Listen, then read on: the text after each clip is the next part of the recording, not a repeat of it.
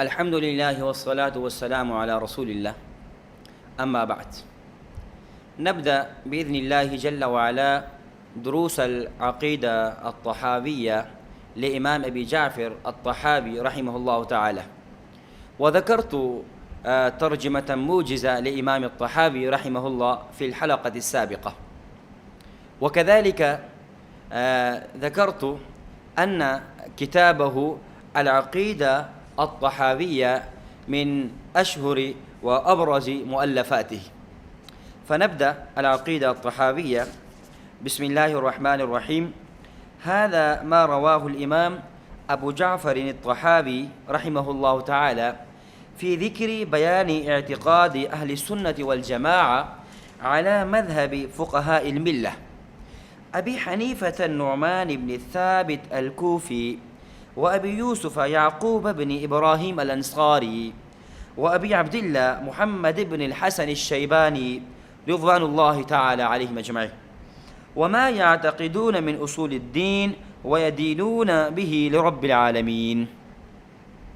نعم يا أحبائي في الله، ركزوا الأنظار يا أحبائي في الله في بداية الكتاب. فيقول الإمام الطحاوي رحمه الله تعالى في ذكر بيان اعتقاد أهل السنة والجماعة على مذهب فقهاء الملة أبي حنيفة النعمان بن الثابت الكوفي. فثبت أن هذا الكتاب في بيان معتقدات أبي حنيفة رحمه الله تعالى. زعم بعض الناس أن للأحناف لا توجد أي كتاب في باب الاعتقادات. فأنا أسألكم، هذا الكتاب لمن؟ ومن مؤلف هذا الكتاب؟ العقائد المكتوبة في هذا الكتاب لمن؟ هل لإمام الشافعي رحمه الله، أم لإمام مالك رحمه الله، أم لإمام أحمد بن حنبل رحمه الله؟ لا، بل هذه العقائد المكتوبة لإمامنا الأعظم أبي حنيفة النعمان بن الثابت الكوفي رحمه الله تعالى، كما صرح إمام الطحاوي رحمه الله تعالى. وقال كذلك، قال الإمام وبه قال الإمامان المذكوران رحمهم الله تعالى. فقال الإمام، ما المراد بالإمام؟